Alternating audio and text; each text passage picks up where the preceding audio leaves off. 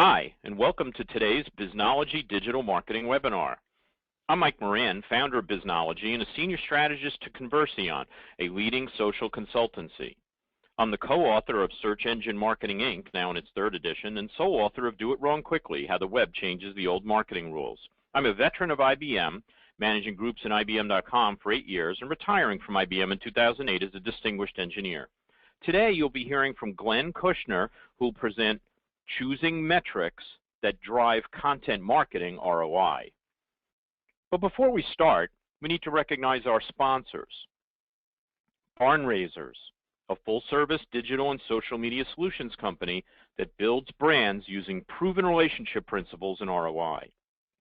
Gagalamp empowers companies to amplify their social media content by leveraging employees, partners, and resellers. Try Gagalamp for free today.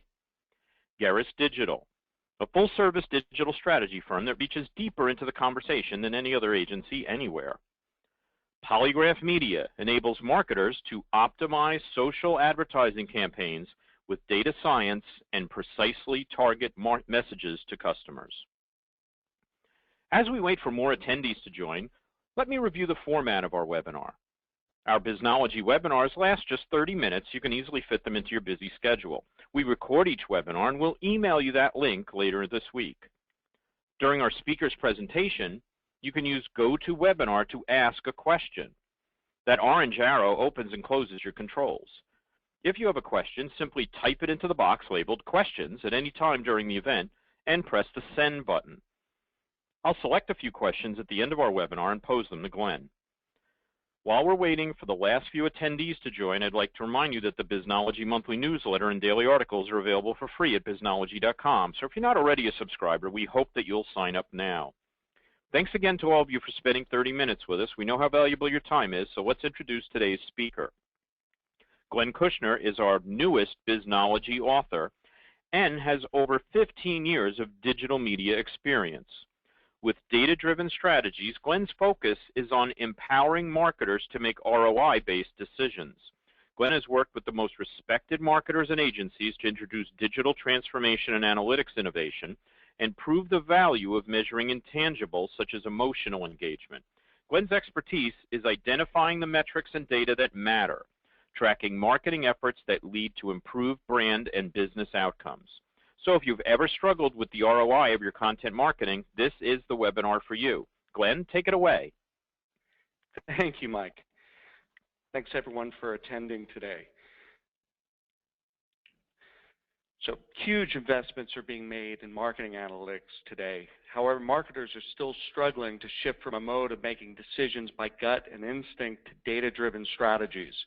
Today we're going to talk about how to overcome challenges and limitations in marketing analytics and choose the right data and metrics to drive your ROI. The questions that we want to answer today include: what does it take to deliver on the promise of paid and owned and earned media and land your campaigns in the black with ROI? We'll discuss why you should focus on paid, owned, and earned media as a key to delivering ROI. Second, we will talk about how to measure whether the response to your content moved the needle, influencing your consumer's journey. We all know you have plenty of data. We want to discuss how you can leverage that data and choose the right metrics for each campaign objective. Finally, we want to review opportunities and strategies to translate those insights into ROI and determine what's working and what posts you should amplify with paid social. We always want to remember that transformation is enabled by technology, but you as leaders must also motivate people to adopt these new strategies and tools. The transformation is the really challenging work, and just a little bit of levity here around that work, that transforming creatives to a data-driven centric culture is really challenging, and the people side of this is important to focus on. So let's focus on the measurement imperative.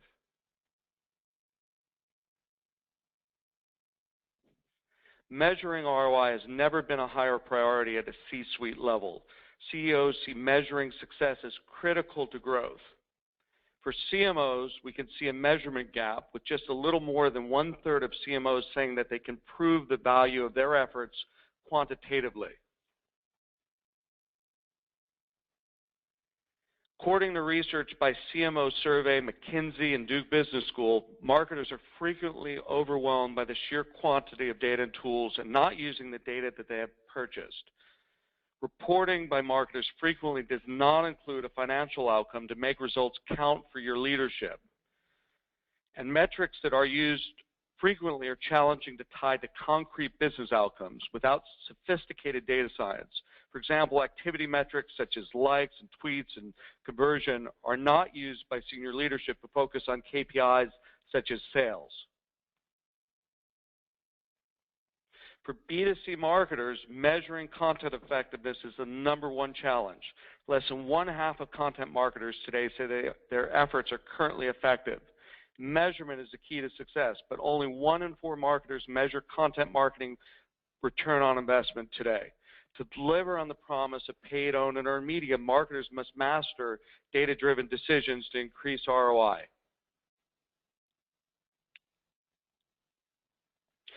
One of the most sophisticated marketers in the world says that owned and earned media does not contribute significant value to their business. You have to pause. Unilever obviously has exceptions where owned and earned media deliver enormous value, such as Real Beauty with FBI sketches, which went viral and captured huge attention, dominating news cycles and social conversations.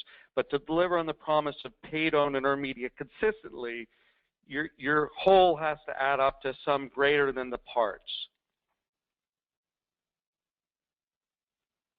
Stepping away from content marketer metrics for a moment, Moneyball provides a clear path to choosing the right metrics tied to outcomes.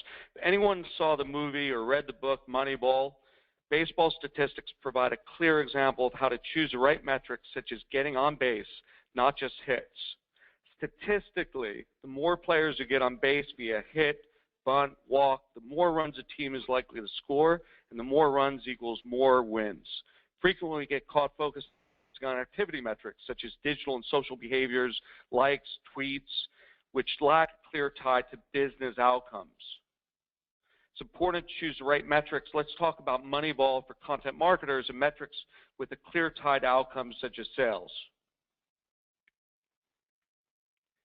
Choosing metrics that matter depend on your campaign objectives. In this example, comparing performance to top viral videos measured by Ad Age and Visible Measures, a partner I've worked with previously.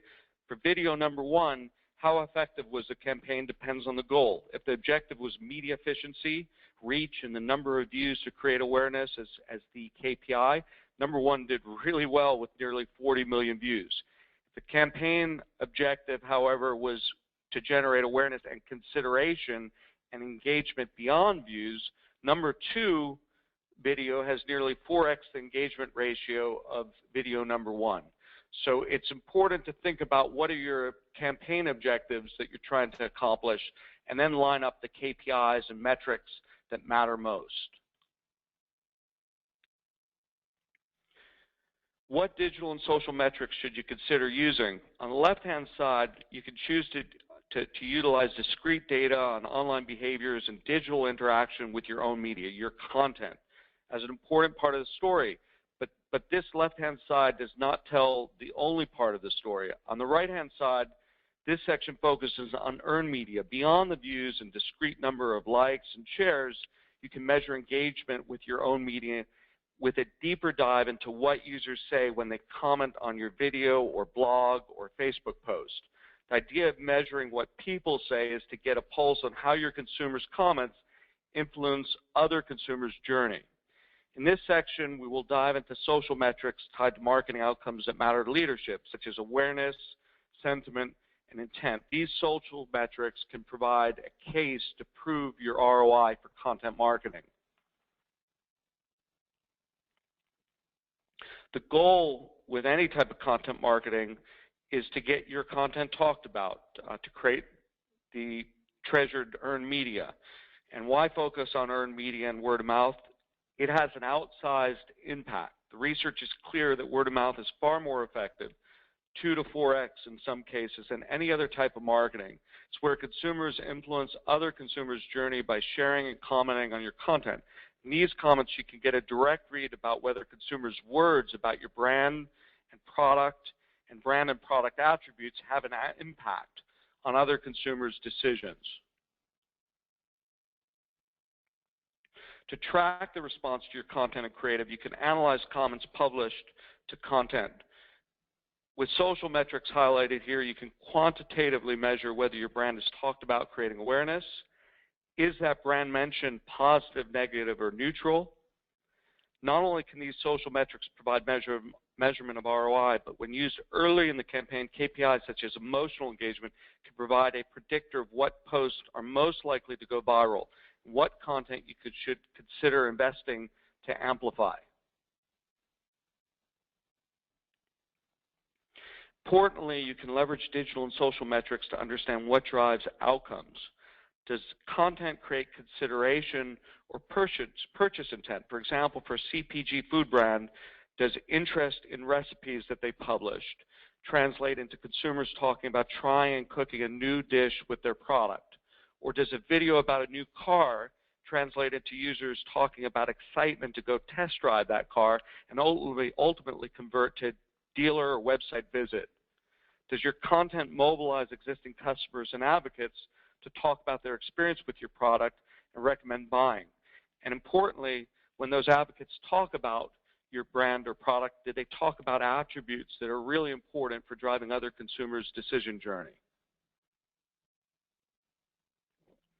So let's take a look at an example here for a moment. Taking an example from StreetEasy, an online real estate firm with very talented data scientists. They have provided an approach to measure content, tracking descriptors of an apartment that lead to a desired outcome, a fast sale of a property, which is the important KPI in real estate. How many days does your property sit on the market is closely tied to the sale price and whether you sell at all. Publishing listings for apartment, you can see attributes for each neighborhood that lead to selling more quickly. For example, if you live in Manhattan, you can see what they're writing about a nearby Trader Joe's is the #1 attribute to drive consideration. For your brand and product, the key is to think about which attributes matter to your audience. For example, if you are a B2B marketing tech player, marketing analytics player, you should emphasize different attributes for a CMO who is interested in omni-channel and reaching customers everywhere, versus a CIO who is probably most concerned about data governance and security and client data breaches.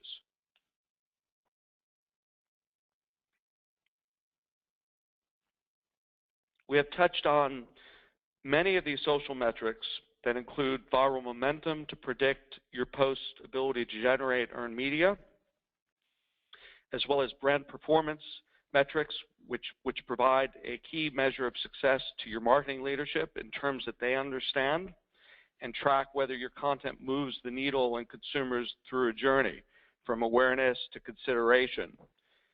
Importantly, these quantifiable measures could be used for benchmarking to put your performance in context. So comparing the percentage of comments that generate awareness versus a industry norm in your categories such as CPG or auto or in B2B tech, comparing on these specific social metrics allows you to put your performance, the percentage comments that generate awareness or consideration, in context versus your competitors' performance, just how well you are doing. For earned media, you can use commercial tools to determine in what percentage of comments consumers talk about your brand, product, and attributes.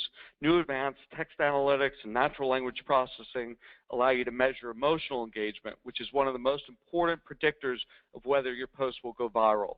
It's also one of the most important measures, emotional engagement, to determine whether you really are connecting with consumers.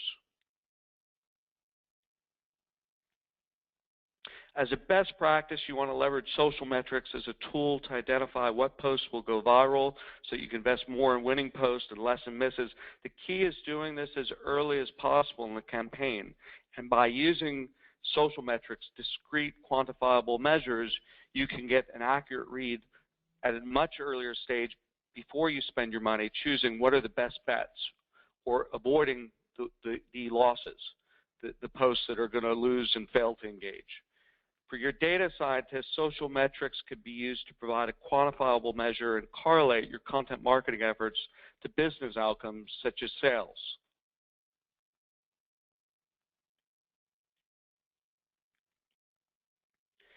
Briefly, we will cover a couple examples of using data-driven tools and metrics to increase content marketing ROI. These tools have become increasingly critical in battling for consumer attention. What's critical for you as content marketers is to understand exactly who your audience is, where and when to reach that audience, and how to compete for this scarce resource, attention at scale.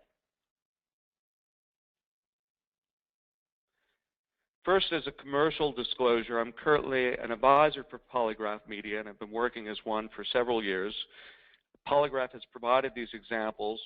The company provides real-time data and analytics to inform paid social and programmatic buying. With data-driven tools, you can identify what earns you both likes and comments where your fans and followers take the time to comment on your post. The operative word here is time. If consumers do more than just clicking like, which is a very fast and cheap activity, if they go beyond a like and a view or a share, which has minimal effort, and actually take the time to write about your brand, time is a currency. It shows that the users have attention and engagement. We have discussed how you can then do a deeper analysis on those comments to determine whether the word of mouth actually moves the needle, such as creating awareness for your brand. For example, did your follower write about your brand and commenting on your post? As a best practice, you can leverage tools to quickly determine posts that will go viral. Similarly, you can identify what's not working to avoid spending on content which fails to engage your audience.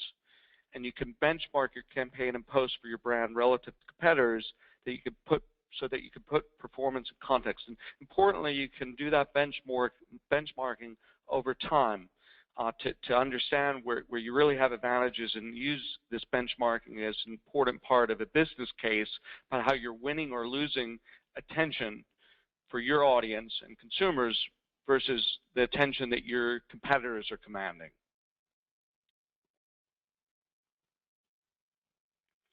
As one final point of view and takeaway, we encourage you to think outside of the traditional box of just paying to drive views for your post and then hoping for earned media. We want to encourage you to flip the view of paid, owned, and earned media on its head. First, listen and understand your audience, community, and conversations surrounding your brand and competitors.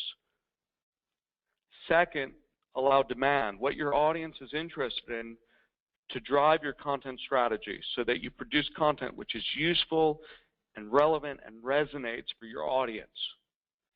And third, look at KPIs for your owned and earned media, these social metrics, to determine what posts outperform so that you can determine what posts to promote with paid media, what posts should you be considering to amplify, what posts are on brand message, where consumers start creating a viral commenting stream to talk about the brand and brand attributes in a way that influence other consumers' journey, perhaps influence consumers to consider what are more valuable attributes that you can offer than your competitors.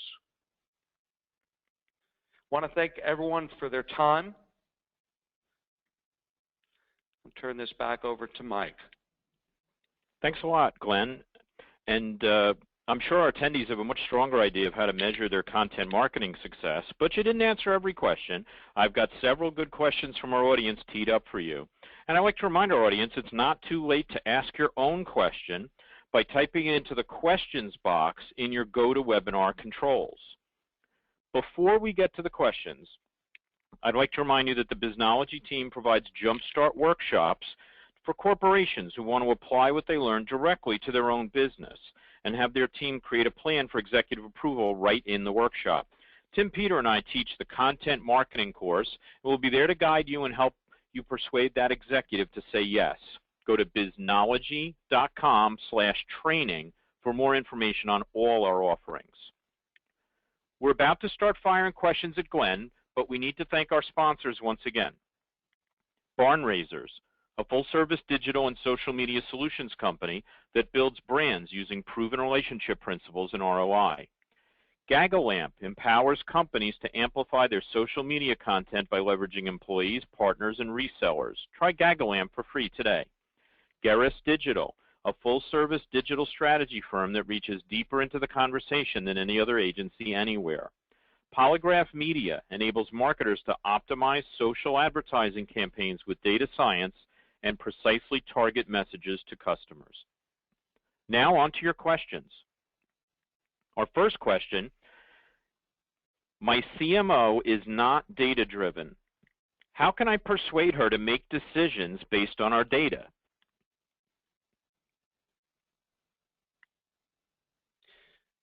So I think, in terms of working with a CMO who's not quantitative, the first step is to establish a clear set of metrics that your CMO can understand in their language, in their terms.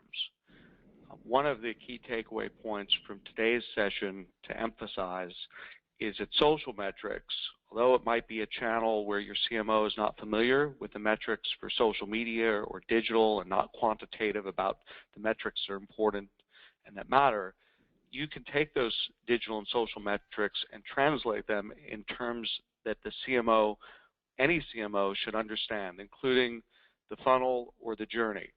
So examples of this for social metrics are your content marketing efforts and the earned media creating awareness, a metric that every CMO should understand?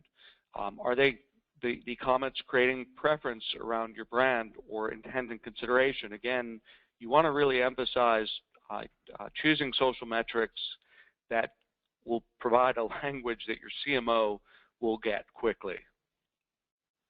That's great, Glenn. Second question, my company sells offline. How can we tie digital marketing to offline sales?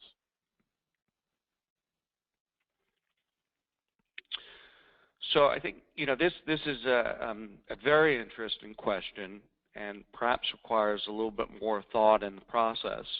Obviously, if your digital efforts are not tied to offline purchases, for example, a store, and you don't have a direct tie between your digital efforts, such as online content marketing and loyalty programs with digital coupons, and you don't have a direct tie to your offline purchases, this requires a little bit more thought and creativity. What I've seen work really well in terms of digital and online marketing efforts tied to offline efforts is to work with data scientists to line up along a very specific time period and perhaps even specific markets the tie between digital and does it correlate to a lift in sales offline, for example, in stores. So if it's just a more concrete example, in New York, if you were running promotions for stores offline and you had a digital campaign, could you compare a test, an A/B test, control test, where you had New York sales with lots of digital investment to see if there's lift in offline sales versus in San Francisco where you currently had no digital efforts running, and then try to correlate and see if there's a lift between the digital activity and a uptick in sales. Great answer, Glenn. It's kind of when there's a will, there's a way. Third question. Our product is kind of boring. It's insurance. What should we do to get people engaged with us?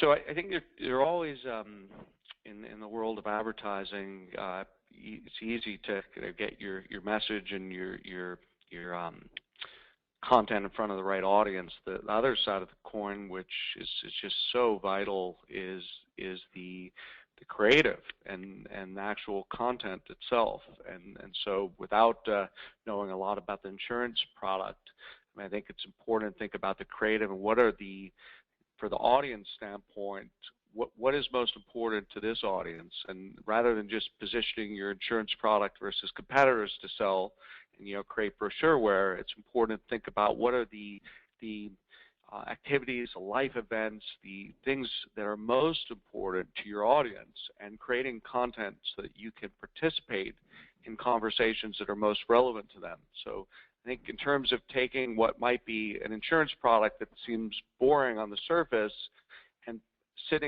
putting yourself in the shoes of your consumers to understand what's important to them, what life events are most relevant, and perhaps the insurance products that line up with those life events, but more importantly, how can you join the conversation with topics that your audience is very passionate about, as opposed to just publishing content about your insurance product. That's terrific. So, I mean, and I think that, you know, the larger point that you've made throughout the presentation is that it's more about the audience than it's about the marketer, and that's exactly what your answer was there too.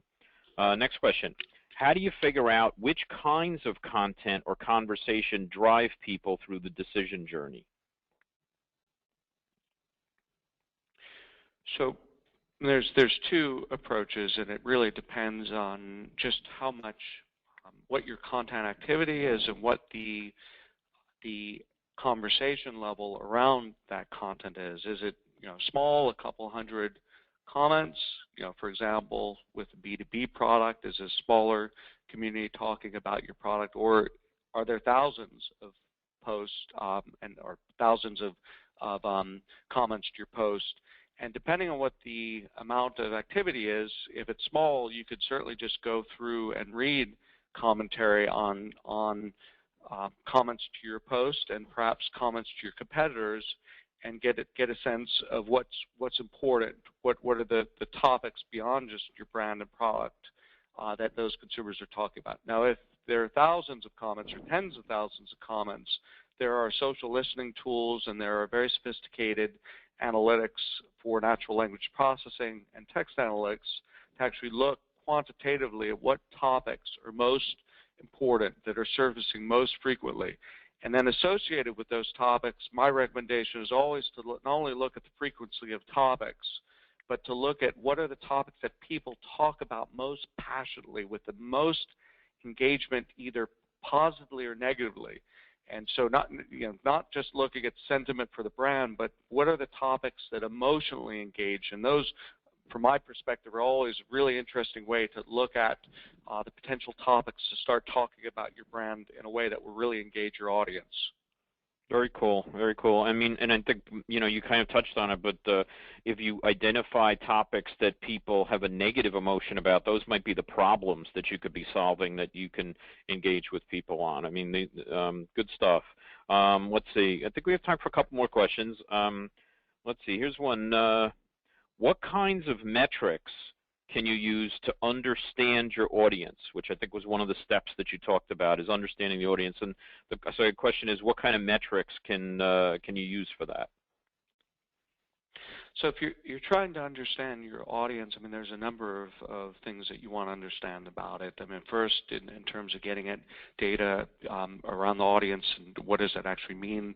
The who. I mean, who is the audience? And there's certainly some tools out there, for example, Facebook Insights, or there are tools on Twitter like Stat Social to understand the audience and the who, meaning age and gender and geo, and just who is this actual audience. And then secondly, I would suggest, as a follow-up to understanding the who, is matching that who for, you know, who you're paying to engage on social and Facebook if you're promoting posts, or if you're publishing to channels like Twitter or other social channels. Does that audience actually line up with your core audience, your ideal customer? And so that's a two-step process in understanding or audience metrics for the who. Beyond that, I think, you know, what is this audience engaged with is clearly a metric, right? To not just the topics they're talking about positively or negatively, but as Mike just highlighted, what are they having the most important problems with your product? And, you know, if you can address those products, you know, will you influence other consumers' journeys? So understanding the what